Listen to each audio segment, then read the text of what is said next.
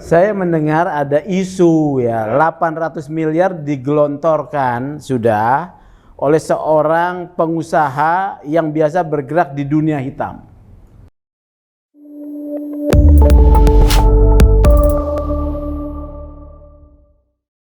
Baik, terima kasih Pak Alfons. Kita lanjut ke Pak Sugeng. Mungkin ada cerita-cerita di balik yang tidak terungkap Pak Sugeng. Mungkin banyak hal bisa di-sharingkan untuk kita bedah pada kesempatan ini. Silakan Pak Sugeng. Tes. Bunyi ya. Saya sampaikan ya, 1 bulan penuh IPW mengawal kasus ini. 11 Juli kami merilis 3 poin.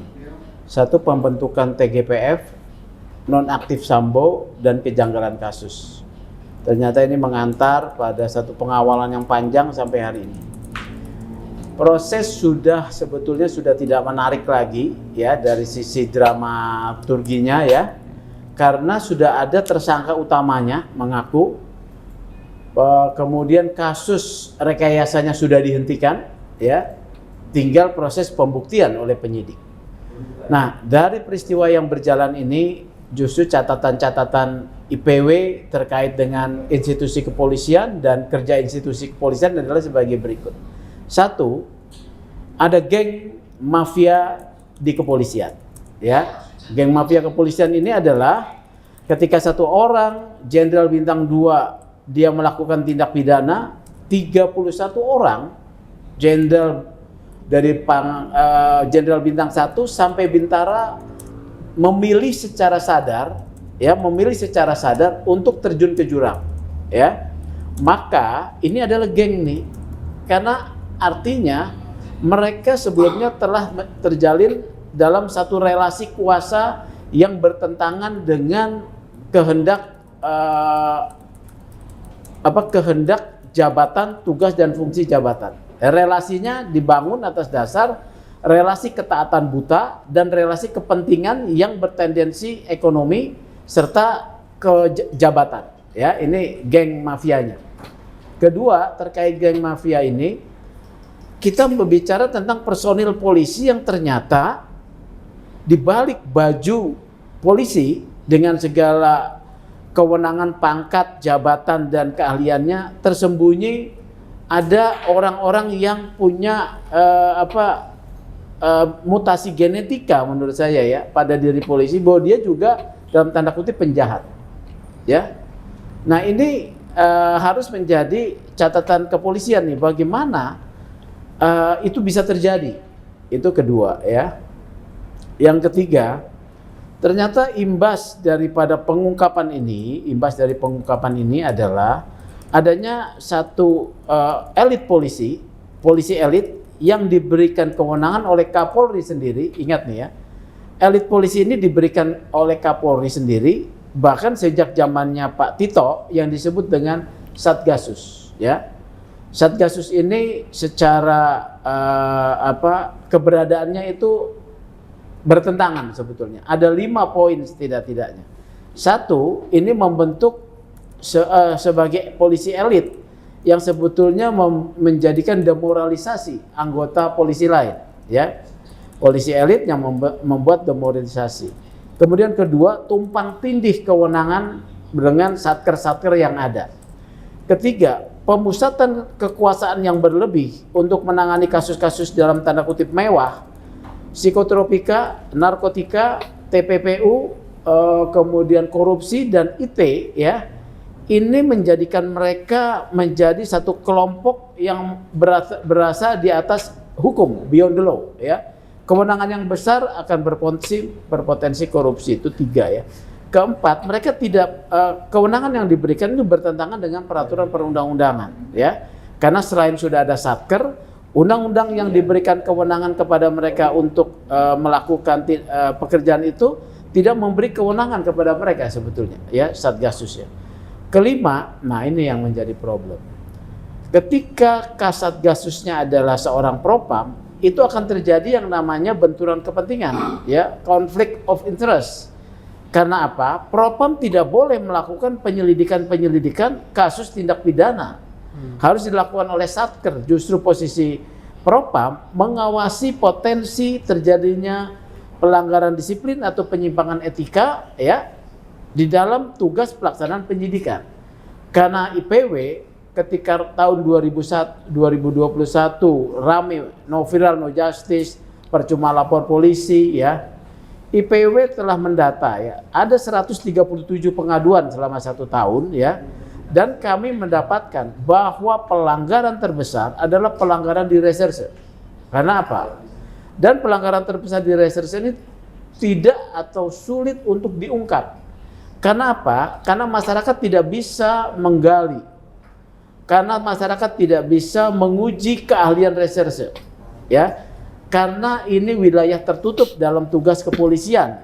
Sehingga mereka bisa main apa saja. Menghilangkan barang bukti segala macam lah ya, dan terjadi di kasus ini. Oleh karena itu ya memang kalau Kasatgasus itu dibubarkan sudah pas ya, tetapi tersisa adalah satu. Kasatgasus ini harus diinvestigasi mendalam ya. Bagaimana pola kerja mereka ya.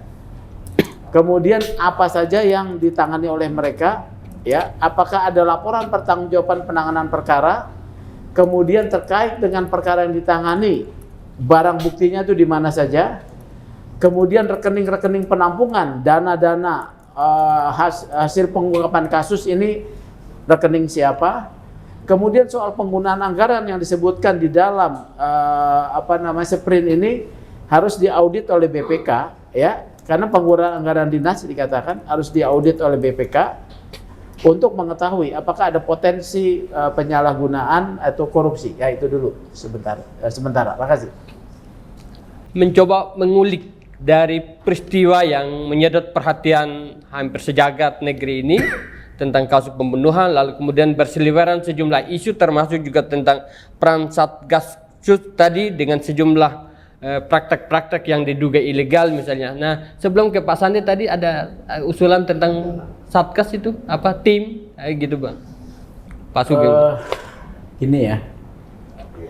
Saya ingin menjaga kedekatan atau kedekatan yang bisa mempengaruhi fungsi IPW ya. Jadi mungkin IPW lebih baik di luar ya, supaya kita bisa tetap konsisten, keras gitu ya, tajam kepada proses ini. Karena kelembagaan IPW ini sedang dikuatkan secara kelembagaannya ya, kapasitas building dari IPW masa saya ini saya akan perkuat. Kalau nanti sudah kuat mungkin bisa akan masuk gitu ya. Itu pertama. Yang kedua begini loh, rupanya saya dapat informasi ya, prakondisi untuk merekayasa kasus ini sudah sampai lingkaran Pak Kapolri ya. Jadi melalui Sepri pribadi Pak Kapolri dipengaruhi ya. Oleh karena itu memang ini agak membahayakan ini harus diperiksa nih ya, diperiksa. Kalau sejauh ini kan Pak Kapolri firm ya membuat keputusan-keputusan, tapi harus diperiksa nih. Yang kedua, harus kayaknya ini diinvestigasi lebih dalam ya, karena DPR juga sudah dipengaruhi. Setelah dipengaruhi DPR, beberapa oknum DPR menghubungi saya ya. Kemudian juga LPSK juga sudah dipengaruhi sebelum ya, jadi sebelum kasus ini meledak tanggal sebelum 11 itu ini sudah dipengaruhi semua nih. Jadi begitu ya. Tentang cerita uang beredar ya ada juga ya. Jadi memang mesti didalami terus. Terima kasih. Menyangkut pada problem regulasi tadi yang dikritisi, mungkin ini catatan untuk ke depan. Barangkali dari pihak DPR, Komisi 3 menjadi PR untuk membenahi tadi pada aspek regulasi. Nah, saya ingin untuk penegasan untuk masing-masing nanti memberikan catatan penting dari kemelut atau persoalan yang sangat pelik ini dari masing-masing beberapa pointers untuk tugas Kapolri apa atau tim yang akan menangani, dan kebetulan ini kan sepertinya belum dilimpahkan kejaksaannya, masih ada pendalaman barangkali tinggi. Mungkin apa pandangan dari masing-masing ini untuk PR selain memang tugas utama adalah bersih-bersih di internal Polri misalnya. Silakan Pak Sugeng. Tadi apa ya saya mau bicara ya? Jadi lupa saya. Oh jadi begini, ingat loh ya, ini geng mafia.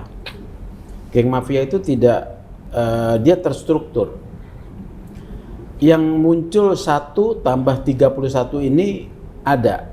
Seperti tadi Pak Alfon, di luarnya masih ada.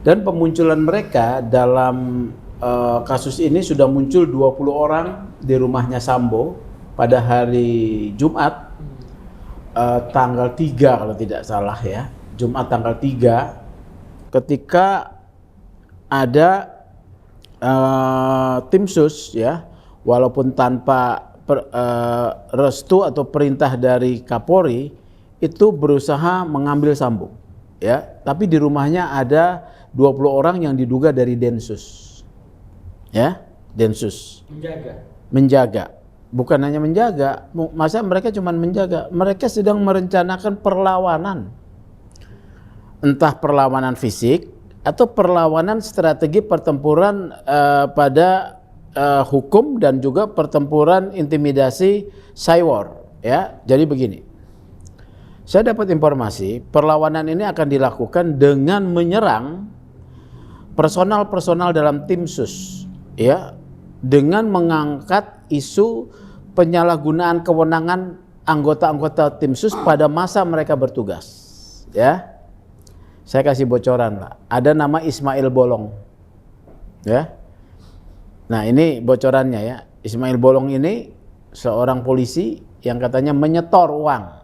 Nah itu dulu deh ya, ini bisa berkembang nanti ya, menyetor uang. Jadi dia menyetor uang yang besar kepada personal di tim sus, bukan sekarang, dulu ya sebelumnya.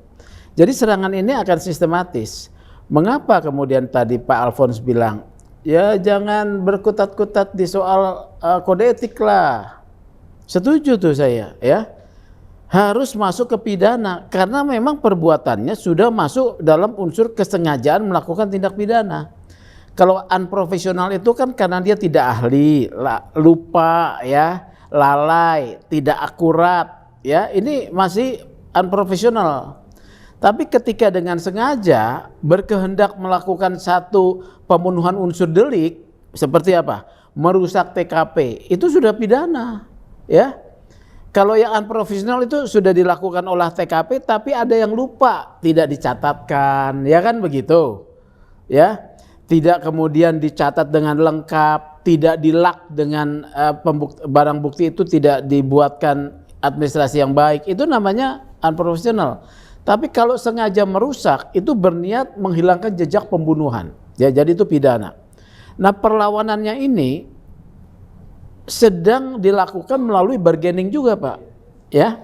Kalau mereka tidak dipidana berarti perlawanan itu berhasil karena Sambo sudah mengambil posisi siap bertanggung jawab dan Sambo sudah minta maaf kepada 31 orang ini. Sambo sedang berusaha supaya mereka juga tidak dihukum berat. Bayangkan ya, ini hati-hati nih ya. Jadi akan ada dilempar di isu di medsos awalnya ya. Ketika sudah ramai di medsos atau ketika medsos nanti dilempar, kemudian tim Irsus ini goyah, bagaimana? Ya, indikasi bisa kita baca adalah kasus pidananya jalan apa tidak. Nah, ini indikasi-indikasi parameter ya, yang bisa kita lihat nanti. Karena pemeriksaan itu kan sifatnya tertutup, ya. Kewenangannya memang Imsus dan Irsus. Jadi perlawanan ini akan berjalan. Gitu ya, jadi harus diingat ini akan ada perlawanan. Sambo sudah pasang badan karena Sambo sendiri kemarin tuh sudah menyatakan motif yang sebetulnya blunder buat dia. Bayangkan dia mengakui bahwa motif itu terjadi dengan satu tindakan yang mengakibatkan dia marah dan emosi karena adanya serangan terhadap kehormatan keluarganya di Magelang. Itu 2 hari sebelumnya. Jadi emosi marah kemudian diwujudkan dengan membunuh 2 hari sebelumnya. Ini keterangan seorang Jenderal Bintang 2 yang berpikir tenang atau dijebak, diarahkan, digiring oleh penyidik supaya motif dan juga unsur pidana 340 terpenuhi apa? Bagaimana nih? Tapi itu blunder, ya. Blunder nih. Dia sudah siap hukuman mati rupanya, ya. Jadi begitu akan ada serangan balik. Terima kasih. Baik, silakan. Ya, kebetulan singgung tentang Magelang, Pak. Publik masih bertanya-tanya, sesungguhnya apa yang terjadi di Magelang itu? Di Magelang tidak terjadi apa-apa. Di Magelang ada perayaan perkawinan Sambo dengan Nyonya, ya. Itu saja. Ada kabar yang munculkan ada pertengkaran. Nah, kenapa muncul pertengkaran itu? Misalnya, diduga almarhum melaporkan sesuatu. Iya, itu namanya rumah tangga, ya. Yang tadi sebetulnya isunya soal isu yang terkait dengan dewasa, perselingkuhan, ya, didengar, marah gitu loh, ya. Jadi di Magelang tidak ada peristiwa yang dimaksudkan sebagai tindak pidana, tidak ada. Kalau kemudian ada anggota ibu, karena Ibu Putri ini dekat sama si Yosua, ya. Jadi Yosua ditanya melulu juga dia nggak tahan gitu loh, ya. Jadi Ibu Putri kan dengar-dengar, cuman pengen tahu gitu. Makanya Ibu Putri itu tidak akan bisa diperiksa. Dia sekarang kondisinya sebetulnya bukan hanya perlu seorang psikolog, tapi dia ini sedang hancur lebur kejiwaannya, ya. Serba salah Ibu Putri ini, ya. Jadi pada satu sisi ketika kondisinya sedang serba salah, ancaman pidana mengancam dia, ya, karena bagian daripada rekayasa. Ini memang kondisi yang psikologis yang berat, dan yang saya berpikir bukan Ibu Putri dan Sambo, anak-anaknya. Menyedihkan, ya. Saya nggak bisa habis pikir. Kalau saya merefleksikan itu terjadi pada diri saya, maka saya sayang pada anak-anak mereka, gitu ya. Saya mendengar ada isu, ya, 800 miliar digelontorkan sudah oleh seorang pengusaha yang biasa bergerak di dunia hitam, ya, untuk nyiram. Kemana itu, Pak? Hah? Kemana itu yang? Ya kalau kayak Bengawan Solo, ya, Bengawan Solo mengalir sampai jauh, ya, gitu loh, ya. Ini kita kan RKN, ya kan, ini kita isu aja, kita bahas isu aja biar menarik toh. Jadi isu, saya tidak menyebut nama, jadi kita biar rame, ya. 800 miliar digelontorkan oleh seorang pengusaha besar, bisnisnya formal, tapi biasa bergerak di wilayah hitam, ya, menjadi markus besar lah, ya. Dia menggelontorkan 800 miliar. Ketika diminta lagi udah nggak mau ngasih dia, ya. Dan itu uang kecil ya? Iya. Di sana. Oh nggak tahu, itu besar dong, ya. Di sana. Harusnya indikasi-indikasi apa? Kok institusi harusnya yang kritis, ya, institusinya, ya, diam. Mau nggak membentuk pansus soal Satgasus, ya? Kita uji nih, ya, kita minta institusi membentuk pansus tentang Satgasus, ya. Karena DPR hanya bicara beberapa orang, Trimedia, Habibur Rahman yang saya dengar, ya, Bambang Pacul, siapa lagi? Udah itu aja. Iya, yang lain bilangnya sedang reses, ya. Nah, kita uji coba, ya, ke sana, ya. Karena penampakan pertama, penampakan yang kemudian ke publik terkonfirmasi, LPSK dikasih 2 amplop ketebalannya 1 senti. 1 senti itu kalau satu ikat dolar 100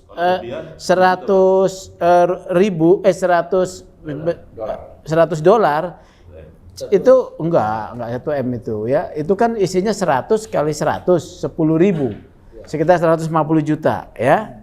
Kalau dolar Singapura misalnya yang ada yang selembarnya 10.000, ya, sudah berapa? Ya kita kan namanya nebak-nebak, ya. Jadi ini air mengalir sampai jauh bukan karena lagi nih. Ini saya baru mendengar bahwa upaya prakondisi supaya cerita rekayasa diterima publik itu sampai kepada lingkaran Kors Pripim Kapolri, ya, membisikkan supaya Pak Kapolri setuju, ya, bahwa ceritanya itu adalah soal pelecehan dan menembak lebih dulu. Ya, Pak Kapolri kita nggak tahu lah tanggapan dia, tapi sekarang kan firm, ya, sekarang firm. Untung beliau tidak terpleset, ya, ya, jadi begitu. Jadi ini air mengalir sampai jauh. Persoalannya kita nggak dapat karungnya. Baik pemirsa atau yang pencinta yang mengikuti berita-berita aktual di RKN Media. Tentu saja selama proses diskusi banyak isu-isu informasi yang tadi diungkapkan para pembicara di depan, dan tentu saja kita akan menunggu seperti apa sepak terjang penanganan selanjutnya. Ikuti terus informasi lewat RKN Media dan akan berkelanjutan diskusi-diskusi ke depan. Mungkin diberi kesempatan kalau ada closing statement 1 menit. Jadi ini ujian buat Pak Kapolri ya. Ujiannya walaupun dinyatakan lolos ujian ini, lolos ujian pertama terkait kasusnya Ferdy Sambo, tapi ada ujian kedua nih, menginvestigasi mengungkap dugaan praktek lancung dari Satgasus ya.